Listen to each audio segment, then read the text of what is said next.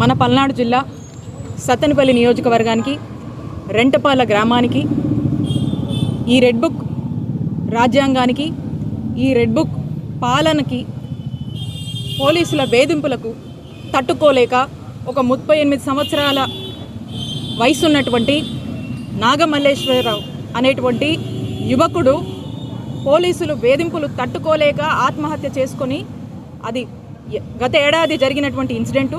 మరి సంవత్సరం అయింది.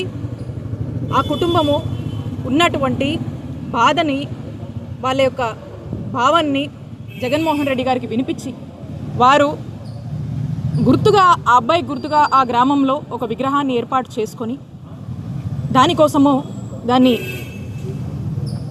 జగన్మోహన్ రెడ్డి గారిని ఆ కుటుంబ సభ్యులు కలిసి మరి ఈ నేపథ్యంలో జగన్మోహన్ రెడ్డి గారు రెంటపాలకు వచ్చి ఆ కుటుంబానికి భరోసాగా అండగా ఉంటూ మరి ఆ విగ్రహావిష్కరణ చేయడానికి జగన్మోహన్ రెడ్డి గారు రానున్నారు.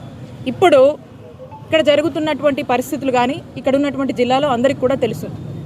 ఏవో పర్మిషన్స్ పేరుతో ఇంకేవో అడ్డంకులు సృష్టించి జగన్మోహన్ రెడ్డి గారి కార్యక్రమాన్ని అడ్డుకోవాలని అనేక ఆంక్షలు విధించి వచ్చే పబ్లిక్ని కన్ఫ్యూజ్ చేయాలని రీసెంట్ టైమ్స్లో పొదిల్లో జగన్మోహన్ రెడ్డి గారికి చాలా పెద్ద ఎత్తున కూడా ప్రజాదరణ లభించింది. చాలా పెద్ద ఎత్తున కూడా వైఎస్ఆర్ కాంగ్రెస్ పార్టీకి రాష్ట్రంలో మద్దతు దొరుకుతుంది. ప్రజలందరూ కూడా ఈ కూటమి ప్రభుత్వం వచ్చినాక ఈ కూటమి ప్రభుత్వం యొక్క అరాచకాలు అవన్నీ కూడా ఆ బాధతో ఇవాళ జరుగుతున్నటువంటి మోసాలు ఇవన్నీ చెప్పుకునేందుకు, అలాగే జగన్మోహన్ రెడ్డి గారు అయితే మనకు ఏ విధంగా ప్రశాంతంగా ఉండేవాళ్ళమో మరి ఈ రోజున ఈ కూటమి వచ్చిన తర్వాత ఈ అరాచకాలు తట్టుకోలేక అందరూ కూడా రోడ్డెక్కి జగన్మోహన్ రెడ్డి గారు వస్తుంటే ఈరోజు మద్దతు తెలుపుతున్నటువంటి పరిస్థితి మనం చూస్తూ ఉన్నాం రాష్ట్రంలో. మరి ఇలాంటి పరిస్థితుల్లో ప్రజలు స్వచ్ఛందంగా న్యాచురల్గా జగన్మోహన్ రెడ్డి గారు లాంటి ఒక మంచి చరిష్మా ఉన్నటువంటి నాయకుడు జగన్మోహన్ రెడ్డి గారు అంటేనే జనం. మరి ఆయన వస్తున్నాడు అంటేనే ఎవరు ఏమి ఆర్గనైజ్ చేయాల్సినటువంటి అవసరం లేదు, ఎవరు ఏం చెప్పాల్సినటువంటి అవసరం లేదు. న్యాచురల్గా జనం అనేది ఈజ్ అ క్రౌడ్ పుల్లర్.